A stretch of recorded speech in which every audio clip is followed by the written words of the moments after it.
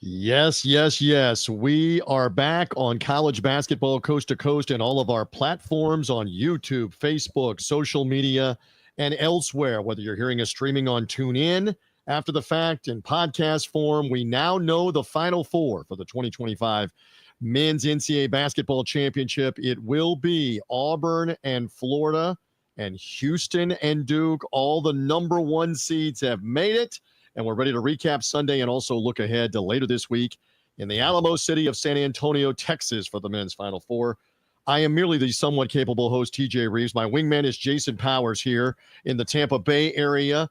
Jason can hang with me for a few minutes before he departs. I want to tell you that coming up, we're efforting to talk with Deshaun Tate of Tate's Take, who was inside State Farm Arena in Atlanta, where he saw the Auburn Tigers beat his Michigan State Spartans to advance to the Final Four for the second time in program history, second time now in 6 years. Also, later on in the program, another downer, Vince Ferrara, inside of Lucas Oil Stadium, the football stadium, watched the Houston Cougars beat his Tennessee Volunteers. He's affiliated with the Vols Radio Network. He was there firsthand. Houston just too good. We hope to have both of them joining us. Also, later in the program, Tyler Jones of the Jones Report and Chat Sports to be here. He'll talk a little more Houston. Matt Zemek due to be here, our West Coast bureau chief, but also a great college basketball historian. I want to get his takes. We got a bunch to cover.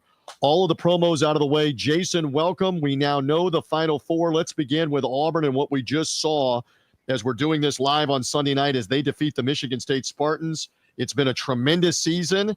And it ain't over yet. They now go to the Final Four. Welcome, and your thoughts. Pearl and Izzo are now 1-1 against each other in Final Eights. Izzo got the better of Pearl 14, 15 years ago, and Pearl gets his revenge tonight. I made a comment last night as we got towards the end. I didn't think Janai Broom was going to let him lose, and he didn't. He played a tremendous first half. I know he had the elbow injury, comes back in the second half. Didn't score a bunch of points late, but I think the emotional lift of him coming back into the game and being available to play, he wasn't going to let him lose. And Auburn, boy, they played really well. They kept Michigan State at bay for most of the game. They had a 6, 7, 8-point lead most of the mid to late first half for that most of that second half. I think Auburn was just a little bit better than Michigan State. I think more weapons, more ability to score. And Auburn, they've shown they've been the best team all year. And they earned their right to San Antonio with a well-earned win in Atlanta. The one thing that I keep coming back to, full credit to Auburn. They were the better team. They're more athletic. They're deep. All these things we've talked about all season. Michigan State could not make a shot from the outside at all throughout this game. They have dug themselves holes repeatedly in the Big Ten tournament when they lost to Wisconsin, had problems in this tournament in the earlier rounds with New Mexico and Ole Miss, and it reared its ugly head again tonight. I mean, their guards, at one point, Holloman and Akins were a combined 1 for 15 from the outside, including missing some layups too. But eventually Richardson got a couple of shots to go. They got a little better, but Jason, they had no offensive output the last 15 minutes of this game to be able to make a comeback. What's your thought on that?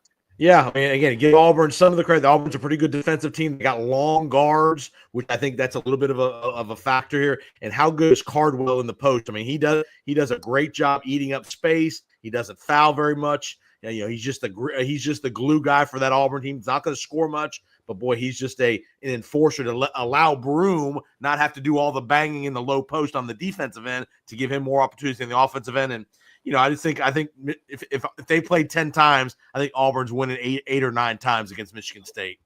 Again, Broom had the monster game, 22 points, 16 rebounds. What did you make of him going down with about 7 or 8 minutes left? Spent a lot of time sitting on the floor, checking out his right arm, his right elbow. I guess he said a few minutes ago that it hurts. He did come back in the game.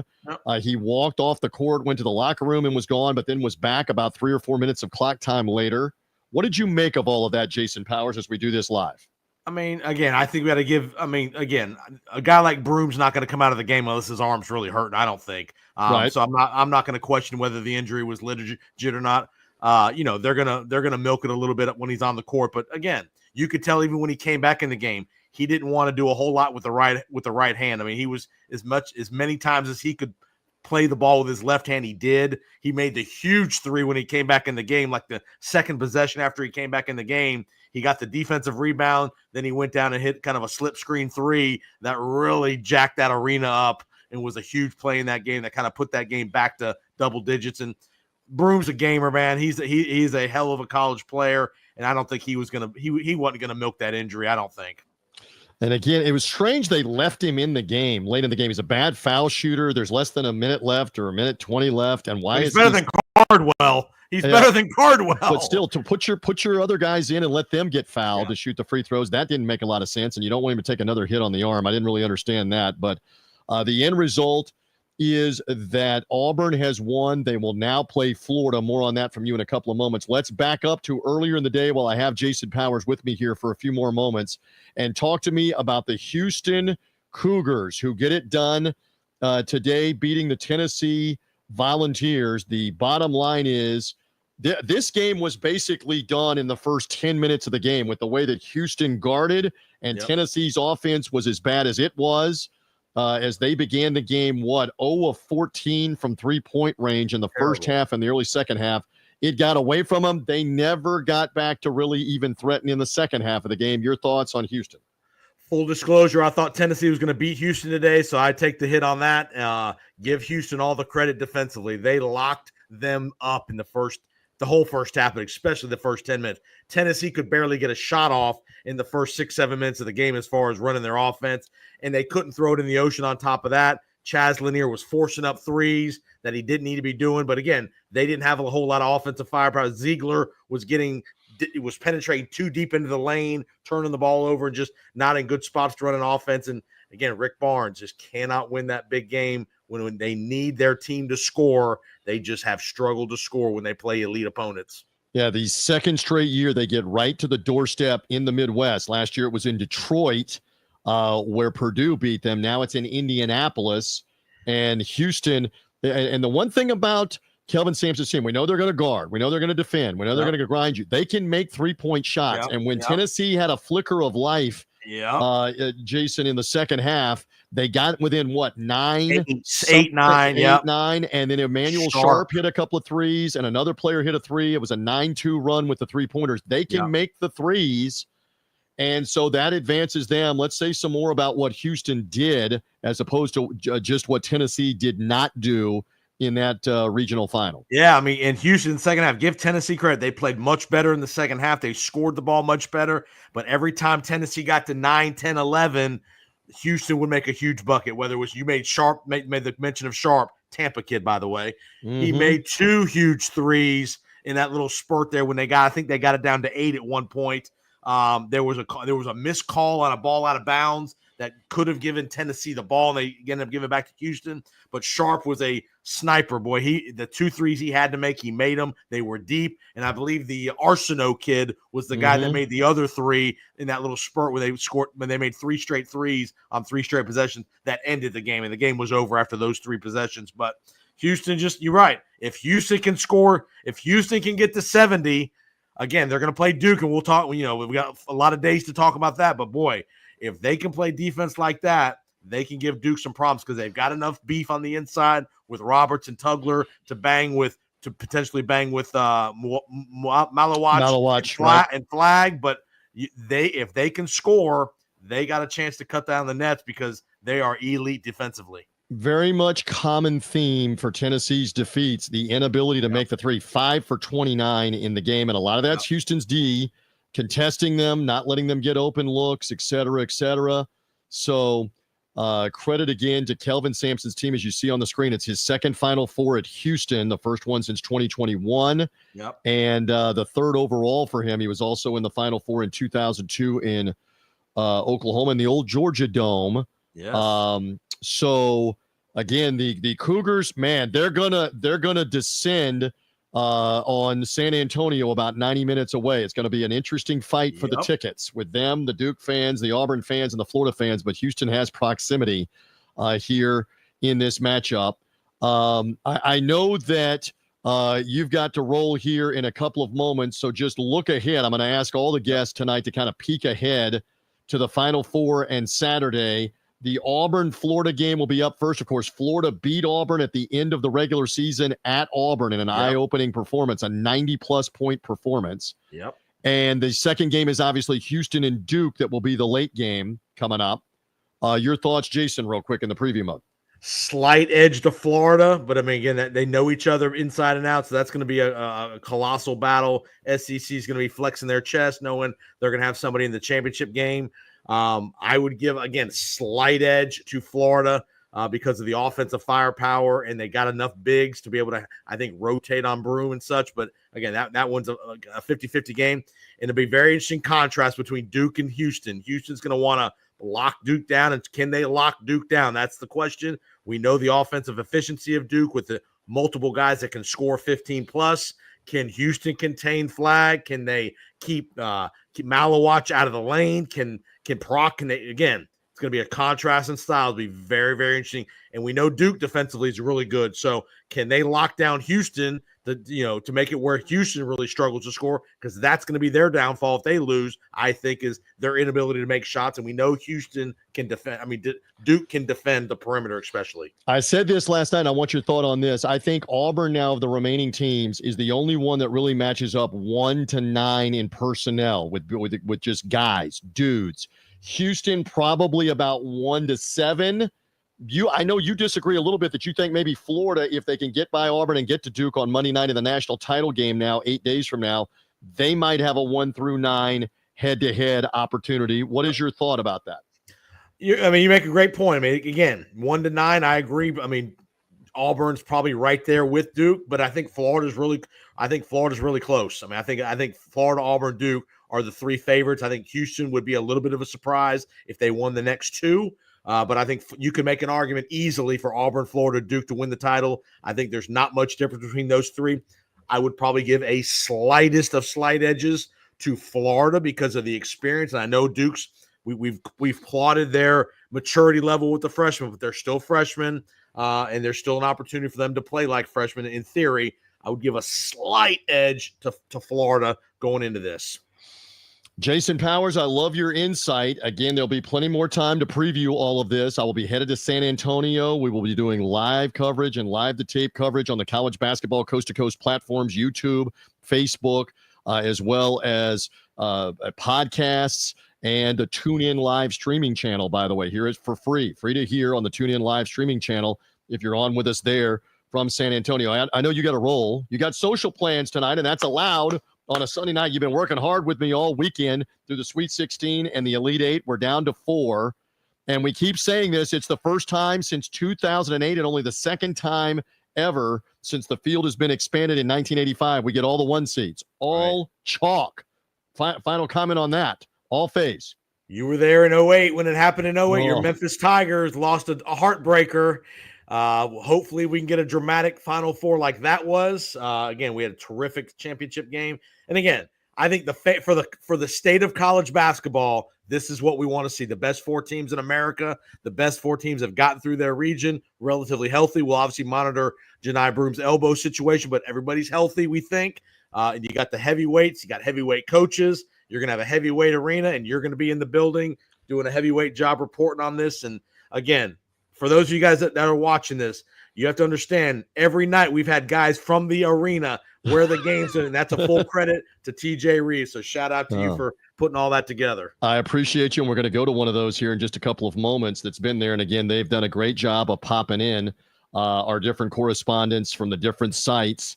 We love it. Listen, well-deserved. Go have some social fun on a Sunday night, Jason Powers. Let's talk again when we get closer to the Final Four in San Antonio for Auburn, Florida, and Duke and Houston. Deal? You got it. Anytime you need me. There you go. Jason Powers with me here this evening. He's at JPO Sports. Thank you for finding us on all the platforms here on college basketball coast to coast on YouTube, Facebook, as well as Twitter X. And again, if you're only hearing us in podcast form after the fact, you can come see what we look like on the live and live to tape stuff via YouTube in particular, also on the Twitter X handle CBB Coast to Coast, as you see on the video screen. But if you're only hearing us on Apple, Spreaker, Spotify, come find the video coverage.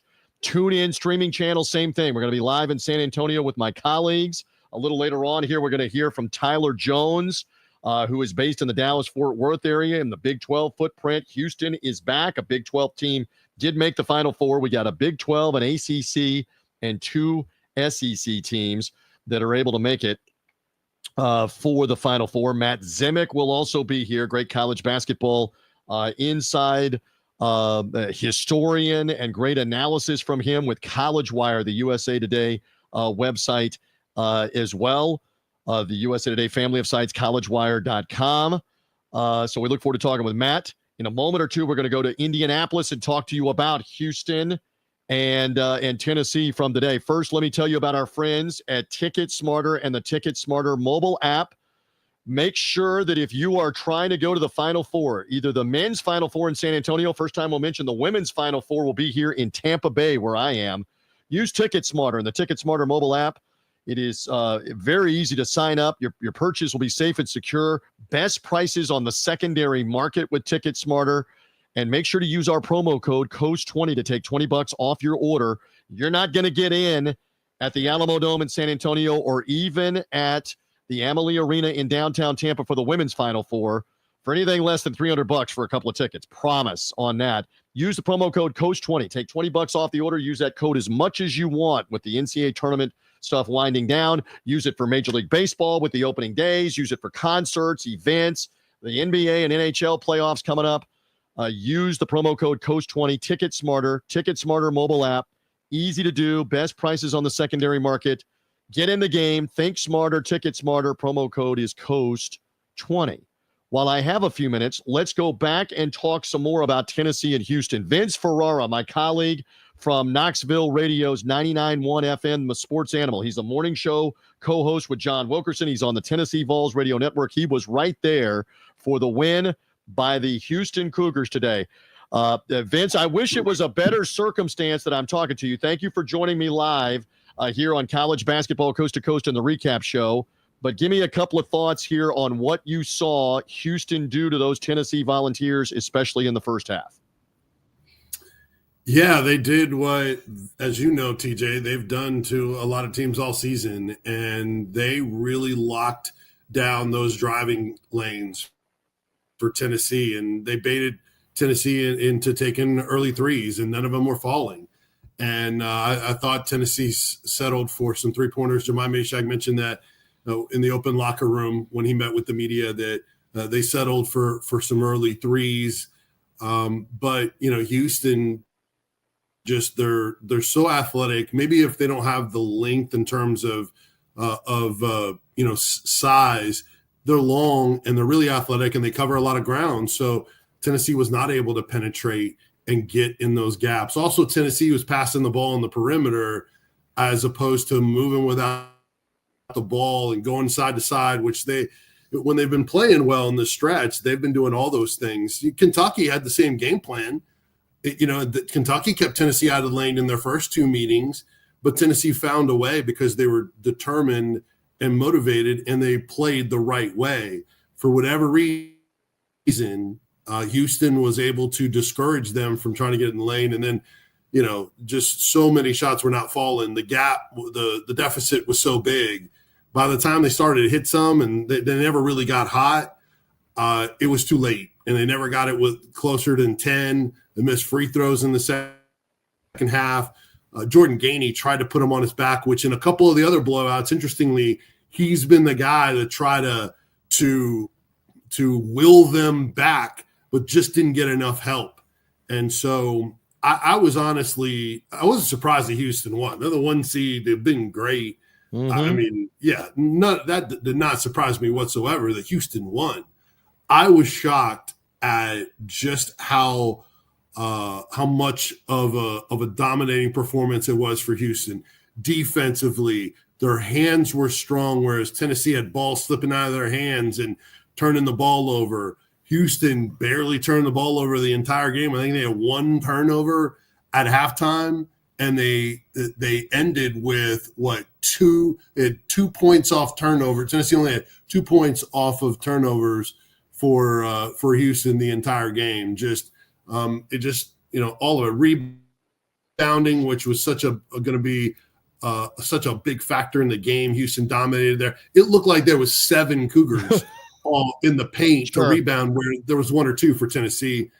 So one thing that Kelvin Sampson brought up real quick is he said that in the win over Auburn and some other games, he said Tennessee really was doing a lot more pick and roll successfully, and he said they didn't do that as much in this game. I don't know that we got answers. I haven't listened to all of the post games that were going on at the same time. I don't know why that is, but yeah, that they just weren't able to put Houston in any tough spots early on, and Houston was really confident from the jump. And as I just put up on the screen, Tennessee made the same number of three-pointers that you and I did in the first half and early part of the game. None. 0 for 14, and a lot of that was Houston. A good follow-up question here for Vince Ferrara, who's with me here on our coverage tonight as the Final Four is set. All right, so you've seen Houston twice in person now. Now we know the matchup is Duke. What kind of chance do you give them against Duke? As amazing as Duke has looked, you're a good one to assess this. What do you think? Some chance, but not a great chance just because of the level that Duke is playing. I mean, for Duke to take Alabama as far out of what they do, it was incredibly impressive. I mean, they didn't even allow Alabama to get off three-point shots. And they knew that Nate Oates' his philosophy with his team is either take shots either at the rim or from three-point range. So what they did, they'd run them off the three-point line. Suddenly they're in the mid-range and they weren't willing to take shots. And because they have the length inside, they were discouraged from going all the way to the rim. So now you're indecisive. Now you're trying to turn and look for three-point shooters. That was so impressive what Duke was able to do. So Houston has multiple 40% shooters from three. And they're just really tough. So the chance that I would give them is because they are so good on the glass, because they're so good defensively, and they're just tough-minded, tough-willed. If Duke is off and they don't have a similar type of genius game plan, I think they can. I think they have a shot. I wouldn't pick it, but it's there. It's available should things not go Duke's way. But it's still a tall order the way Duke is played. Love it. Get a drink there. I know you're trying to do that. You're a radio guy like I am, radio TV guy like I am. I want to ask you about this before I get you out of here. We now know it's Auburn and Florida in the Final Four in the other matchup. You saw both of these teams several times, including at the SEC tournament recently. What do you make of that matchup? Say something about Auburn tonight, and then what do you make about that matchup with Florida after the Gators proved late in the year they could win at Auburn, scoring 90-plus points? What do you think? In some ways, these two teams have kind of mirrored each other in the NCAA tournament, in my opinion. Neither one of them, I think, are playing to their peak at times this year, but they've figured out that they can win dirty and they can win from coming from behind and they can overcome adversity. And, when they're playing at their peak, they were rolling teams at different times. Auburn for most of the year, Florida late and going into the tournament. But I think it speaks to all of the options, the depth, the toughness that they have found ways in the NCAA tournament. So I would give Florida a little bit of an edge over Auburn. But, man, this is going to be about shots falling for these two teams because if you fall behind against one of these two teams and your shots aren't falling, because both of them can really defend, and kind of like with Tennessee tonight, I knew it was pretty much over.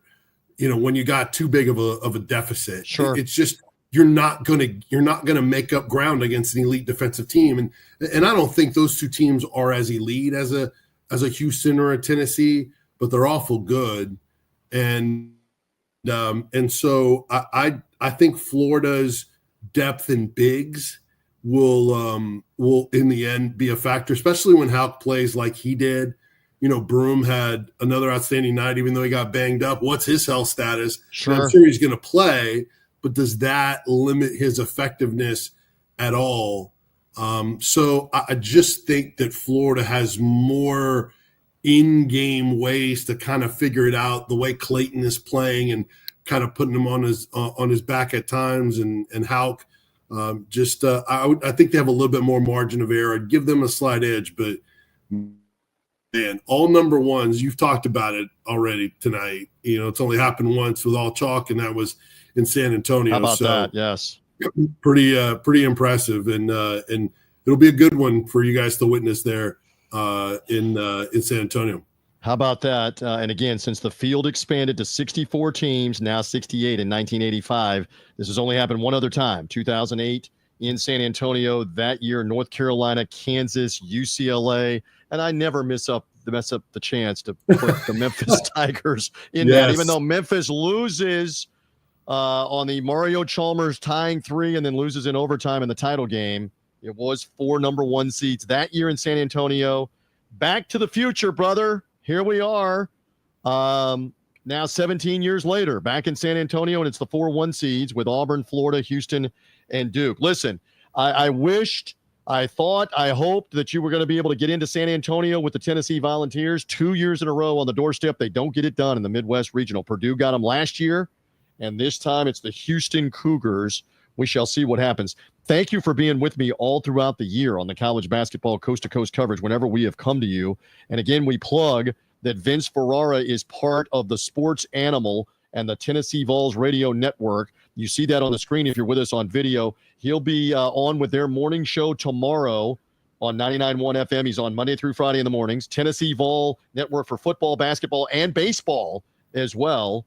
You do great work, my friend. Much love to you. Follow him at Vince Sports on social media. Get some well-deserved rest off of this crazy weekend with the Vols there in the Midwest Regional. And thank you for hanging with me again on college basketball coast to coast, my friend. Anything for you, TJ. You know that. Appreciate anytime you've hopped on with me for our show. Get some more Tennessee Volunteers there with the Bucks, and we'll have even more reasons to get you on the show. And a couple of real quick things. Rick Barnes getting this program to the Elite Eight in back-to-back years. That has never happened before until now.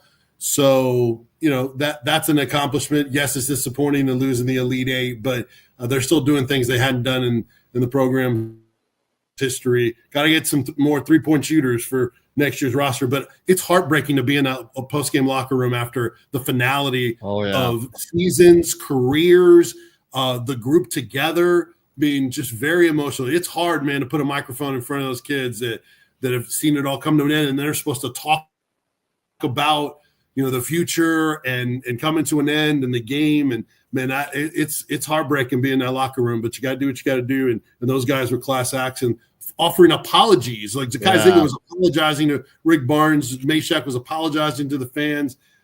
Just tough to watch, but great group. It was fun to cover them, and always a pleasure to be on with you, bud. Hey, and you bring up a great point that the finality hits everybody, but it hurts worse when it's an Elite Eight, when it's a Final Four on Saturday and you're in that locker room and you get so close to it and you don't win it, or the national runner-up that loses Monday night.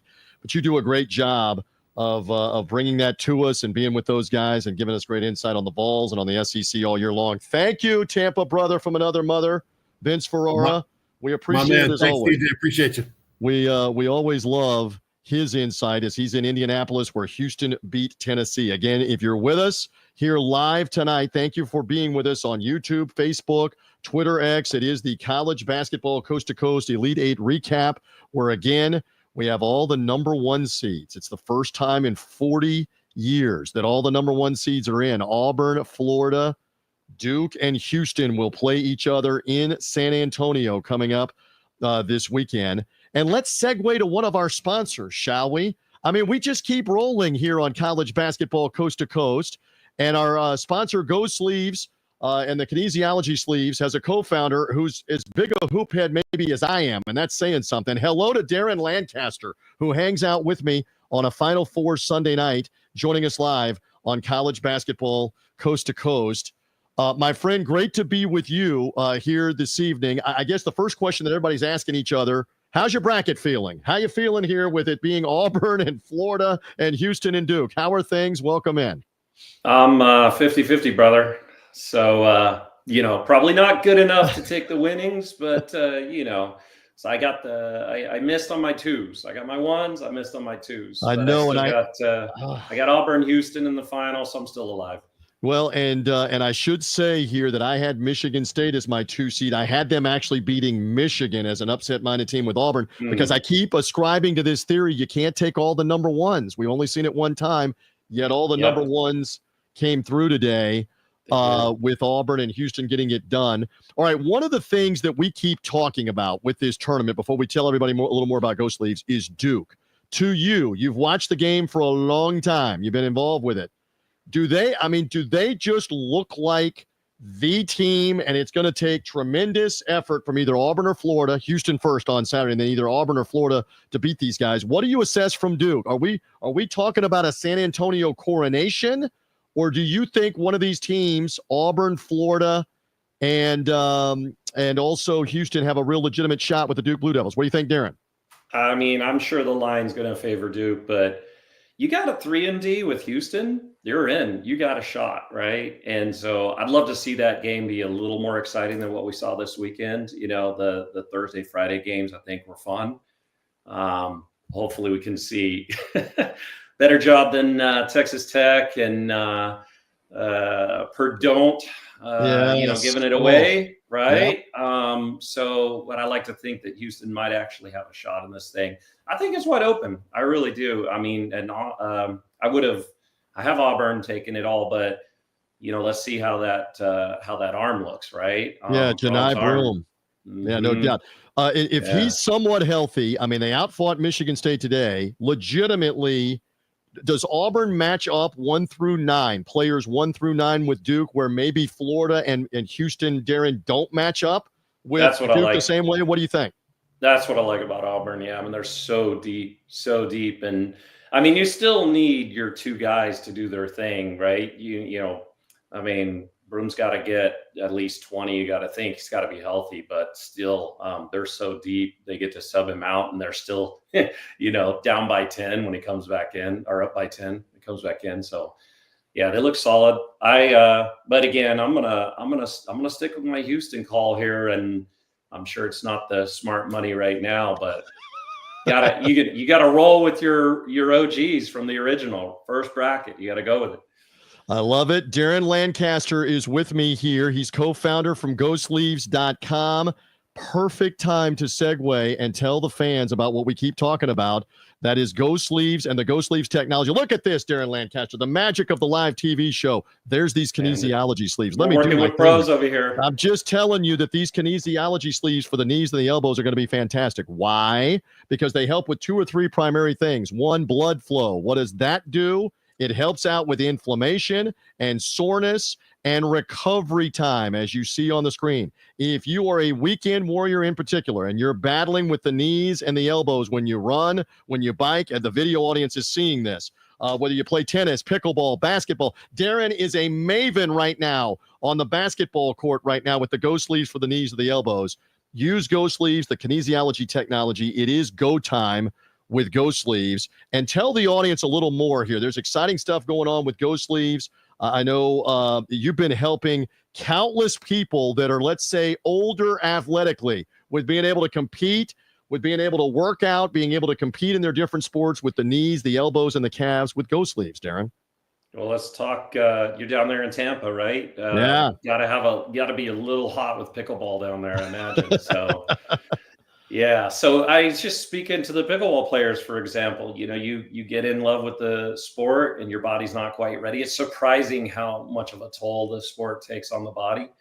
And if you had an athletic trainer in your toolkit, you just have them tape you up with kinesiology tape, and you'd be good to go, right? So, protect that Achilles, protect that calf muscle, protect the elbow, protect the knees. If you got arthritis or any bone on the knee, you're going to get taped up. That's what kinesiology tape is for. That's why you see it on the sidelines. Very difficult to put on. So we made it simple. We built that same technology inside of compression sleeves, pull on a go sleeve and get after it. It's that simple. 10 seconds instead of 3 minutes and $8 worth of tape. So, yeah, as a pickleball player, the beauty is you can just throw them on when you're done playing and recover. You want to get no matter what the sport is, whatever you're doing, you want to get all that fatigue and inflammation out of the body so that when you go back again, your performance isn't hindered and your injury risk isn't higher than it should be. So you get all the inflammation, tightness, and fatigue out of the body. If you got any pain, feel any soreness, then you play in the sleeves as well. I love Darren's insight for another moment or two. And again, these are great if you're a golfer, if you're a biker, if you are a basketball player, et cetera. The knees, the elbows, the calves, they're going to help you. And most importantly, they're going to help you the next day and maybe even come back and be able to play the next day or the day after with recovery. Right, Darren? That's the goal. We originally thought this was just going to keep us on the basketball court and while we're playing, but we learned actually what we do after we play is as important as what we're doing on the court. And I need all the help I can get to stay in front of my co-founding partner, Roy, who's actually the legit basketball player of this crew. So, yeah.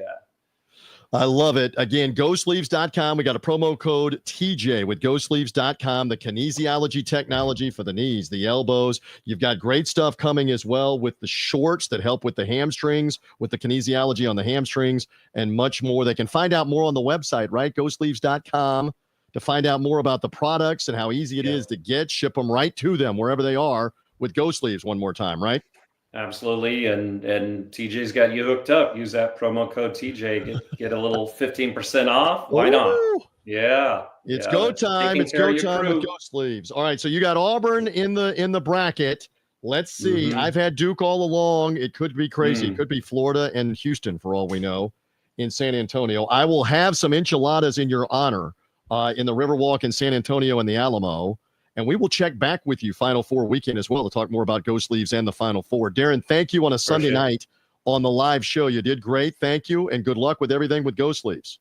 Appreciate you, sir. There you go. There's Darren Lancaster. And again, GoSleeves.com with the promo code TJ. GoSleeves.com/TJ to find out more. Check them out on the website. We are hopping. We're moving everywhere on college basketball coast to coast. My man, Deshaun Tate, has been on the launching pad for about 4 or 5 minutes. He is at State Farm Arena in Atlanta, where Auburn has just beaten your Michigan State Spartans. My heart goes out to you, brother. They were right there on the doorstep. Auburn just too good. Thank you for popping on. I know you only got a couple of 3 minutes here with me. Immediately, what are your thoughts about what you saw? How much do you credit Auburn?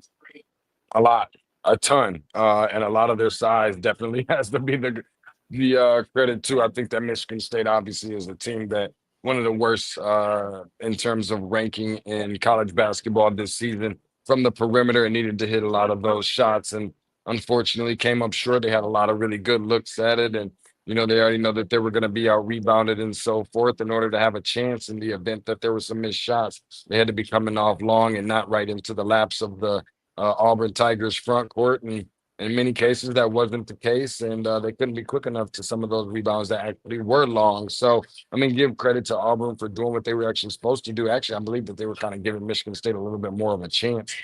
Sometimes, the game was really, for the most part, within 10 points of reach. Sometimes it kind of got cut down to like 7 or 8, just a very few times. But Michigan State just couldn't find a way to capitalize. It was too much broom, too much Auburn when there wasn't a broom in the game. They just couldn't capitalize on that either. And I think ultimately that's what kind of wrapped up the ball game, so to speak. Again, Michigan State's inability to make the outside shot, which you touched on, man. At one point, Akins and Holloman were 1 for 15. Yeah, I know I'm not telling you anything you didn't know being in the arena, but the lack of outside shooting with a game that was still within reach, Deshaun. Speak more to missed opportunity there to get back in the game.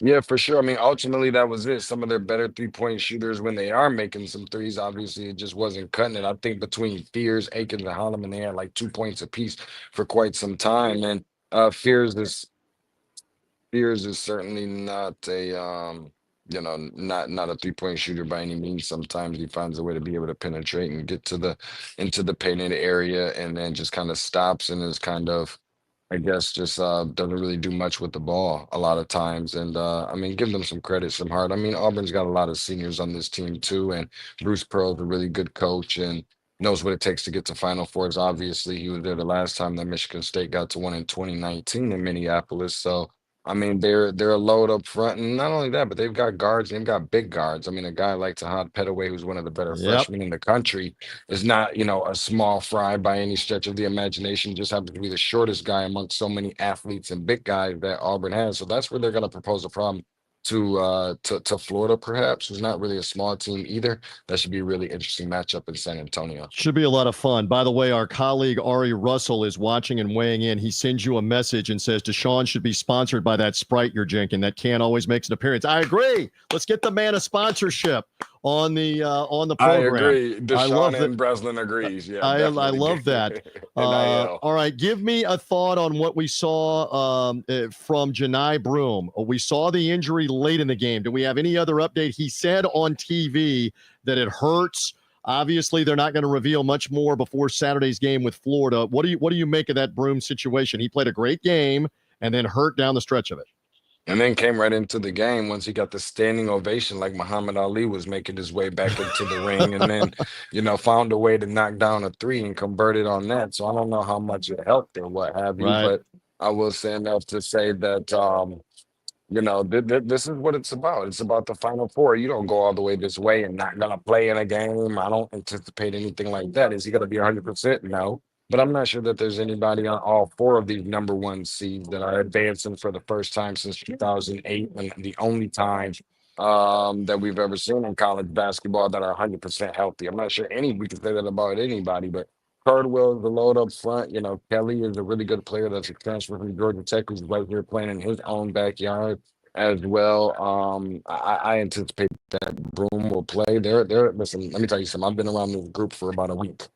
They're a very confident group. That's probably the best way that I could probably put it without saying some other thing. I understand.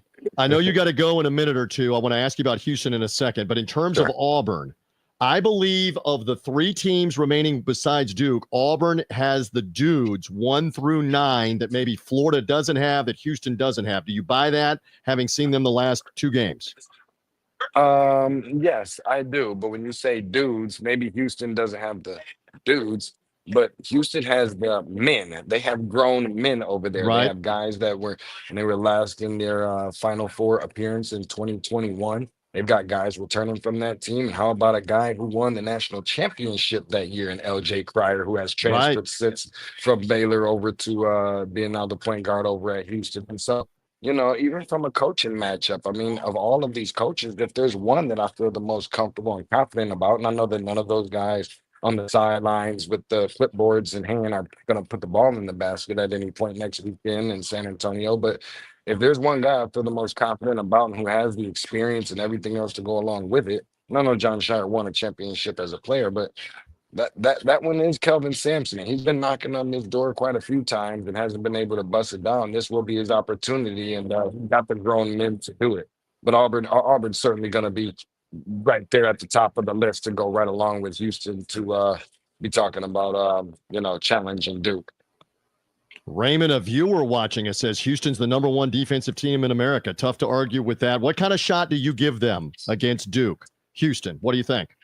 I took Houston to win the national championship. I think that they beat Duke. I mean, I think that it'll really say something when we start talking about Duke. I think it really, really says something if they're able to win a national championship with a team that's predicated so much off of its phenomenal freshmen who have no idea what this big stage is about. I mean, there's a lot of attention. There's a lot more cameras. There's a lot more of everything. And we haven't said that about a team since they did it a decade ago. It's really been that long since we've seen a team between, Jones and Okafor and Winslow and all those guys, Grayson Allen. So, I mean, it can be done again, I guess, but, it hasn't been done by anybody. We've only seen two players, not even two programs, two players that could say that they were one and done in March Madness and has, cut down the nets. So just from that standpoint, I do still like Houston. I think this is kind of where the experience plays a part. And they're going to muck it up really good. Now, obviously, they don't have the biggest team in the world, but they play a lot bigger than what they actually are I like Houston's chances in this one. I'm not going to waver from where I initially had them on my bracket, and that's standing on the ladder with the Sixers in hand on next Monday night. I know where you are on my bracket. That's at the top of it. This man is working behind the scenes about 3 different ways in the State Farm Arena. He watched Auburn beat Michigan State, and he popped on with us on College Basketball Coast to Coast Live. My friend, the green chili enchiladas, if that's what you want, are on me when we get to San Antonio later this weekend with Duke and Houston and Auburn and Florida. Thank you to Sean Tate.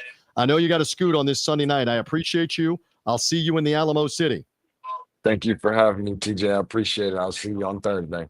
Love it. There goes Deshaun Tate live with us tonight. It's College Basketball Coast to Coast as we rock along. I again mention our sponsor. We've got a ton of audience that's watching us. Ticket Smarter and the Ticket Smarter mobile app. Use our promo code COAST20. It'll take you 3 or 4 minutes to sign up. Best prices on the secondary market is Ticket Smarter. You see it on the video screen if you're with us. If you've got friends, acquaintances, not just you, that are trying to go to the Final Four and get tickets, the Duke fan base, the Florida fan base, and the Auburn fan base, good luck. Houston's 90 minutes away from San Antonio, depending on how fast you drive. The Houston fans will have a ton of interest in getting tickets. Give them that code, COAST20 on TicketSmarter, $20 off your order of $300 or more. Your purchase is safe and secure. Think smarter, Ticket Smarter, proud sponsor here on the program. A couple of other people weighing in here tonight. My guy Travis watching me tonight, who's a huge Florida Gator fan. Do you think the Gators have run out of gas? I don't think so. I think they're going to be charged up for Saturday. Now, what are they going to have in the second half of that game with Auburn? That remains to be seen for Travis and for anybody else that's wondering about that. We thank him for weighing in. We continue on this Sunday night. Let me bring in a couple of more colleagues at the same time. Tag team partners upcoming on College Basketball Coast to Coast. Hello to Matt Zimick of the collegewire.com USA Today website. Covering the college game. Hello to Tyler Jones, if we need to tag him in from the Jones Report and Chat Sports. My guys, good to have you on a Sunday night of the Elite Eight, where, again, Houston has won over Tennessee and Auburn has won over Michigan State. Boys, good to have you. Tyler, a quick thought first on Houston. You're in the Big 12 footprint. Your thought on what they did to Tennessee today to make the Final Four. Excellent performance from Houston, holding Tennessee to 15 points in that first half. We've talked about it all season, how good their defense is. Kelvin Sampson has won more games than any other coach in the country since 2018, and they came into the Big 12 last season, guns a-blazing, back-to-back Big 12 titles. This is par for the course. This is the standard. Great defense. They got the guard play. This Houston team is really good. Matt Zimick, same question. How impressed were you with what you saw in Indianapolis as Houston smothers not just a Big 12 team, but they now take care of a Big 10 team and an SEC team this weekend in Indy? Well, once in a great while, a blind squirrel finds an acorn. I talked all weekend about how, the ugly semifinal can actually set the stage for a great final. That's certainly what we got with Houston. Having the choppy game against Purdue, it was basically a road game. You get through it, and yes, Houston did look more relaxed. Houston did look more energized and positive today, and it just, absolutely smothered Tennessee in that first half. And a lot of people, it would have been a great story for Tennessee to make its first ever Final Four. No question about that. I definitely feel for the Vols. It would have been good to have them in San Antonio, but great story with Houston because the Jamal Shed injury, we all remember against Duke, Houston had an elite team, and it's not as though the team failed. It's not as though the coach failed. It's just a cruel break. And I know that at USC, losing Juju Watkins. So great to see that Houston team, just suffer misfortune a year ago at this time and now get over the hump. That bounce back story, gotta love it. And let's remind everyone that Houston played in San Antonio. This was not the Alamo Dome. This was the Spurs building 3 years ago. Beat Arizona when Arizona was a number 1 seed. That was the Ben Mathurin team. So Houston playing in San Antonio, going to have plenty of fans there. I'm not going to say Cougars are going to dominate the building, but like the Midwest Regional was a true road game against Purdue, and kind of a majority road game because that arena was mostly orange. Now Houston comes down to San Antonio, and with those green chili enchiladas, probably going to feel a lot more at home. Listen to Matt picking up on those lines. Tyler, add something else. Go ahead. Yeah, I want to bring this up too to add to Matt's point. Think about 2 years ago when we were in Houston for the Final Four, and Houston came so close to reaching the Final Four that year. They were a 1 seed. The expectation was that they were going to be a national title contender, and they came up just short. And ticket sales, which get your tickets on TicketSmarter, there you go. Those sales were plummeting because of everybody just thought Houston was going to be there in their own backyard. Didn't happen. Now they wait a couple years later, get to go to San Antonio. I think that's a big deal. I know that they were in the Final Four in Indianapolis a couple years ago, but that was the COVID year. This is a long time coming for these Houston fans to finally get to enjoy this moment. They've been waiting for it. Again, I know I've had a lot of guests on. If you're only hearing us on podcast or streaming on TuneIn, you're hearing the voices of Tyler Jones. He's at Tyler Jones Live on social media. Love me some Matt Zemek. The West Coast bureau chief keeps us honest all the time. collegewire.com, the USA Today site. Follow him at Matt Zemek, Zemek, for all the great takes on everything. Matt, to you on the Auburn win over Michigan State. What stood out? I've given a lot of takes. What stood out to you about Auburn now in the Final Four for the second time since 2019, both under Bruce Pearl? They get it done. The best team in the SEC in the regular season is now in the Final Four. You know, at this Final Four, we know that Cooper Flagg is going to be the main attraction. He's going to be the #1 pick in the NBA draft, assuming he goes to the pros. But Janai Broome, this was Janai Broome saying, hey, don't forget about me. I'm here. I mean, he was so good in this game, and he was also really good against Michigan as well. He was stuffing the stat sheet, Mr. Double-Double Deluxe, came through in a very big way for this team. So, you know, if you're going to tell me Cooper Flagg's the better player and the better pro, I have no argument. But Janai Broome was right there at the top alongside Cooper Flagg the whole season, and this was his big reminder that, hey, I'm on that plane too, and now he gets rewarded with a Final Four. Are you concerned? We saw the injury with about 8 minutes to go. He left. He came back. I still, to this second, Tyler, Matt, and audience, don't understand why he was still in the game with a minute left when he's a bad free throw shooter and they're up like 8 points so he can get the arm hit again. I did not understand that. But, Matt, how concerned about whatever happened when they're back on the floor here in 6 days?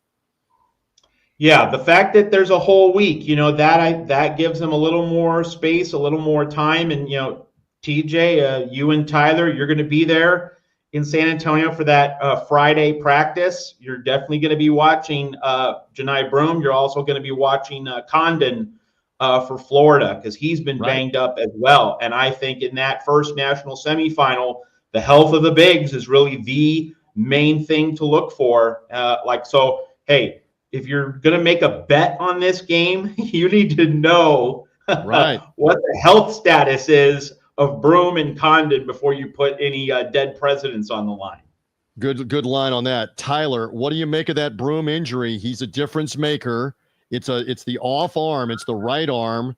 You know, at times he looked like he couldn't lift it or he was favoring it, but then there was a part of the game where they missed a shot after a foul and he reached up with his right arm and grabbed the ball. And I'm like, what is that? Thoughts, Tyler, on Broome's injury? He's clearly critical to Auburn.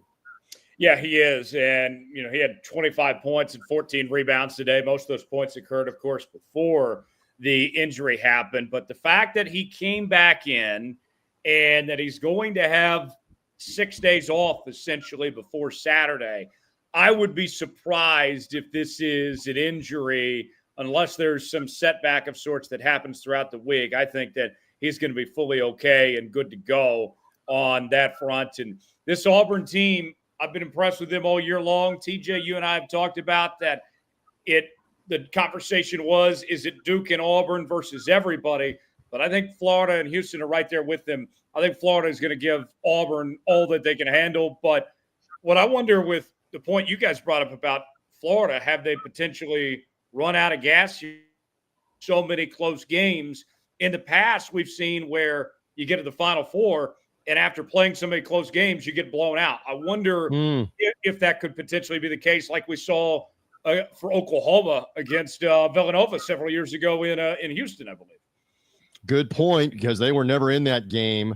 That was in Houston. That was against Villanova, I think, where they just got destroyed. Had they just run out of gas on that point. What about this all SEC semifinal here with Auburn and Florida?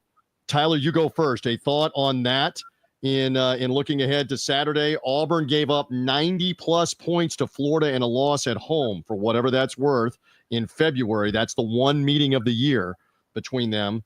Thought, Tyler? I think this is just a testament to Greg Sankey of what he's done with this basketball conference. You go back many years ago, and Sankey had put out a message to all those athletic departments of the SEC that said, we have to invest in basketball. We have to do a better job. And they have responded with the NIL, with the coaches that they've hired, 2 excellent coaches meeting up here in this showdown between these 2 teams here. And I think we're setting up for a fantastic matchup between Auburn and Florida. And if Broome has a fantastic game, if he's fully healthy, they're going to be tough to stop. And that's been kind of the story all season long for this Auburn team, is that when they're on, they're as good as anybody. And I think, maybe Matt disagrees with me on this, I think if both teams are playing their best, I think Auburn's best is better than Florida's best, but we'll see. That's fair. Matt, pick it up on that point. They did play in the regular season. Auburn had the home game. Florida lit it up and won the game, for whatever that's worth. What do you think on Tyler's point? If Auburn is right and at their best, Florida probably not going to get them. Probably going to need a B or worse game, B minus, something like that from Auburn for Florida to get in there and have a chance to make the national title game. You buy it? Yeah, I agree with Tyler. And, here's the thing. This is fascinating. Auburn was the best team in the sport through February. Auburn was just a wrecking ball. This is the greatest SEC we've ever seen. You could make the argument this is the greatest any conference has ever been in a regular season. I'm not talking about tournament, though the SEC has been pretty good in the tournament. 7 in the Sweet 16, 4 in the Elite 8, 2 in the Final Four, and guaranteed to have 1 on Monday night. So Auburn was a wrecking ball in this amazing 14-team NCAA tournament conference through February. But then in March, Florida, in the first half of March, I should say, Florida was the best team, just went through the SEC tournament like a knife through warm butter. So Florida in the first 2 weeks of March was the best team. Now Duke's the best team, or at least playing the best, the way we've seen in the first 4 games of the NCAA tournament. So, we've had different teams carrying the baton of teams that's playing the best right now. Auburn for the 4 months, because we didn't learn about Duke in the ACC. You just couldn't tell. We've learned about Duke at this tournament, that, Duke's just the real meal deal. But so with Tyler's point, if the Auburn team that we saw from November through February shows up, because that was the premise of Tyler's point, if it's Auburn's very best ball, that is a higher ceiling than Florida. But Florida's ceiling is very high, and Florida could make Auburn play bad enough to make the difference. And I do think that the matchup is a comfortable one for Florida because they're veteran guards. And I think that, Tahad Pettiford has been such a pivotal piece for Auburn in this tournament, but he's a freshman, and you put him against those veteran Florida guards.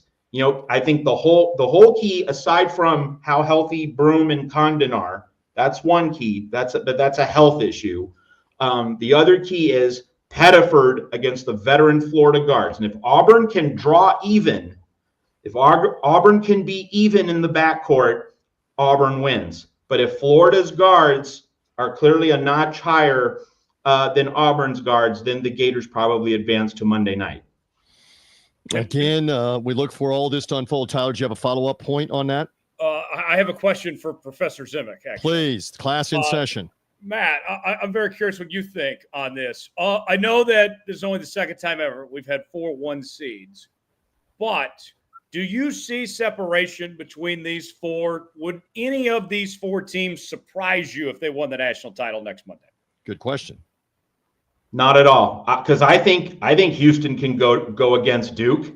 I don't see this as, men against boys. I don't see a large amount of separation. I think playing in San Antonio is going to help Houston a little, but more than that, Houston can play rugged defense, and it's a revenge game from last year's Sweet 16, and Houston has guys who can make shots. Like, Houston has all the ingredients to be able to go up against Duke. Duke, I said this in the 24 hours leading up to Duke, Alabama. I thought that game did not set up well for Alabama. Houston does not have to hit 25 threes the way Alabama needed to. Houston can roll up its sleeves and play defense. Like, we saw this against Tennessee. Like, Tennessee's a good team. Tennessee's a deep team. Tennessee has length. Tennessee has physicality. Houston bullied them. So I think Houston can be the physical challenge that Duke has not yet received. I think that's going to be a very competitive game. So as it was in San Antonio, like the only previous time we had 4 number 1 seeds, it was in San Antonio, 2008. And I think, as we went into that Final Four, UCLA, Memphis, Kansas, Carolina, like, I think we all went into that one saying, yep, any of the 4 teams could win. And I think this year it's pretty much the same way. Again, I was there. I know that's Tyler's Jayhawks beating my Memphis Tigers in that 08 national title game. That was Memphis beating UCLA. That was, by the way, Kansas beating North Carolina after being up 43-9. I still remember this in the first half. It was as bad as Tennessee was on this Elite Eight Sunday and behind. They were not behind 43-9 in the first half, kids, in 08. And that's the last time and the only time since the field expanded that we got all the number 1 seeds until now. I was just looking while you guys were talking. I can't find a reference point back to Auburn playing Florida since the field expanded to 64, now 68 teams. We've not had an SEC versus SEC semifinal that I could find. I scanned it twice to see if they played each other. There have been 2 SEC teams several times in the Final Four, but they didn't play each other in the first game right away that I can find, unless Professor Zimick has one off the top of mind. I don't think there's one since 85. So this is a rarity with what we're going to see with Auburn and Florida playing each other coming on Saturday. Tyler, you and I are going to have plenty of time to dissect all of this in person in San Antonio. Matt, get another comment in. We'll check in with you as well while we're in San Antonio. But give me another thought on the Elite Eight or looking ahead to the Final Four before we're done here tonight. Matt Zimick. Yeah, so a review of the Elite Eight. A word about Michigan State.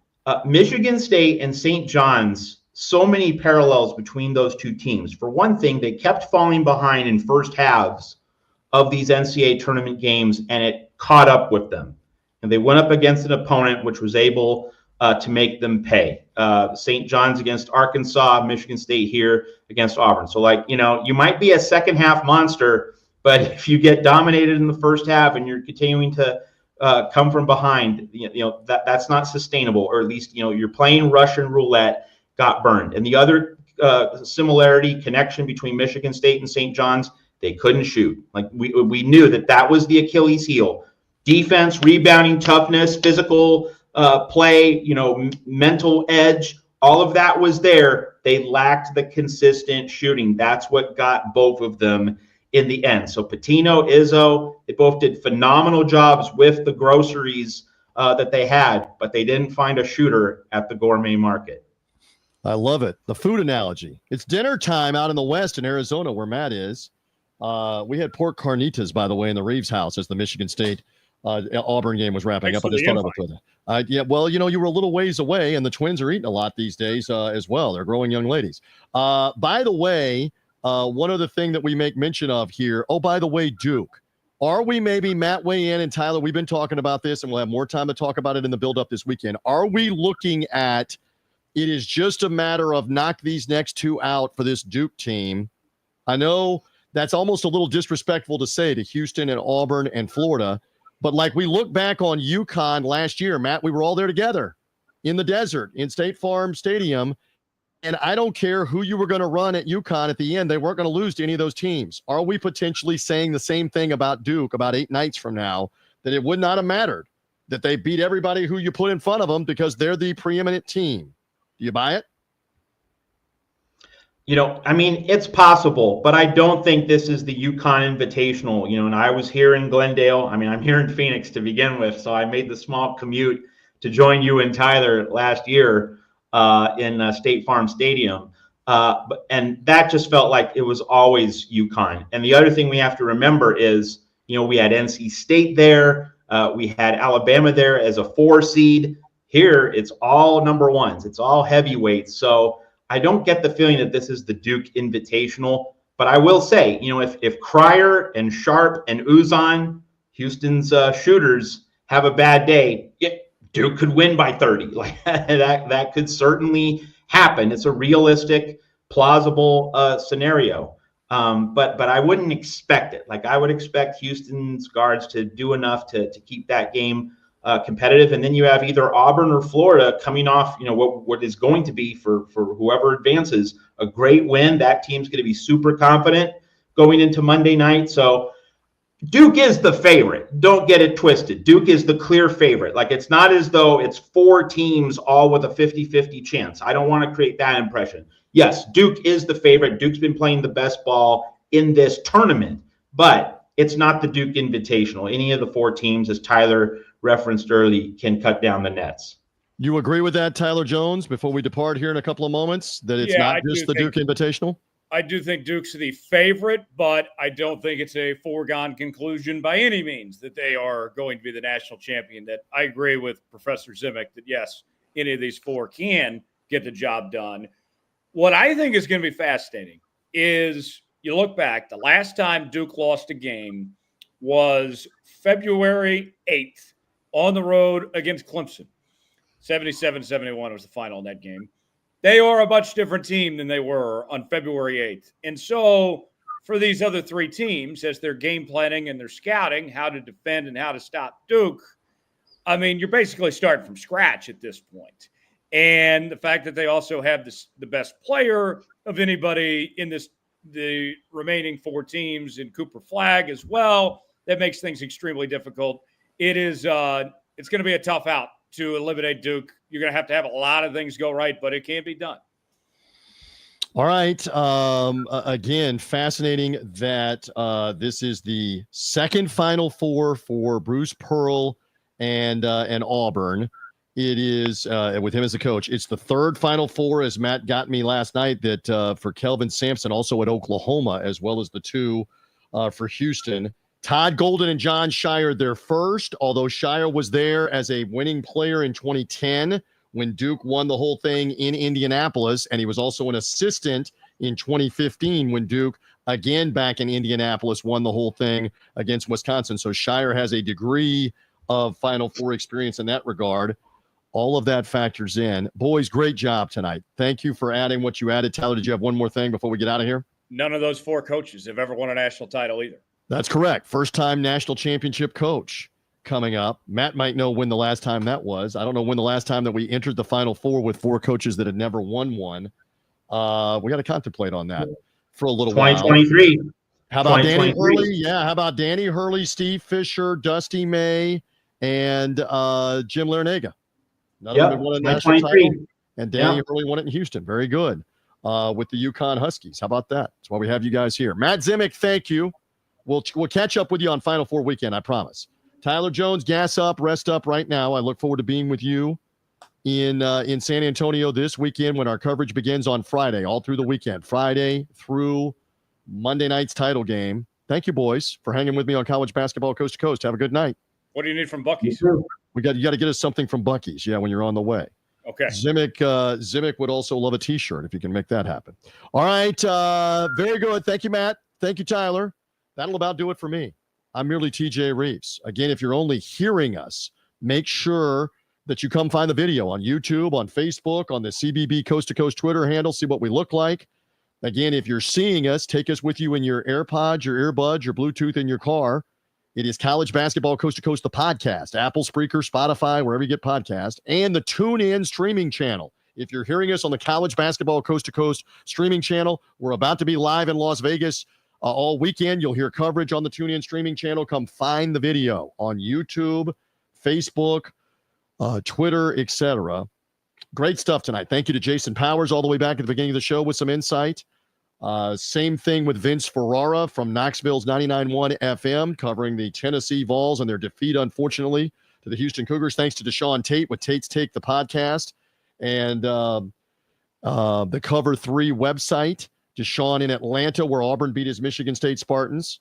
Thanks as well to Darren Lancaster of our sponsor, Go Sleeves, and those kinesiology sleeves for the knees, the elbows, etc. GoSleeves.com. That it helps you therapeutically if you're playing pickleball, running, biking, basketball, golf, any of it. GoSleeves.com, promo code GoSleeves.com/TJ to enter in the promo code of TJ to get a little discount with Go Sleeves. And thanks, lastly but not least, to Matt Zimick of collegewire.usatoday.com and also Tyler Jones of the Jones Report podcast for giving me some insight on the Final Four. We now know it's Duke and Houston, it's Auburn and Florida.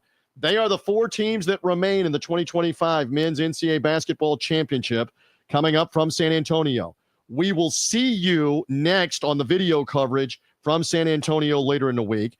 Be locked in on the pod feed for extra coverage as well. Apple, Spreaker, Spotify to hear only the coverage, some extra coverage, some different stuff on the College Basketball Coast to Coast podcast and the streaming channel on TuneIn. With all the plugs out of the way, I think we're good. We look forward to an exciting Final Four coming up in San Antonio. We will be there. I'm merely TJ Rives. Thank you for being with us on College Basketball Coast to Coast.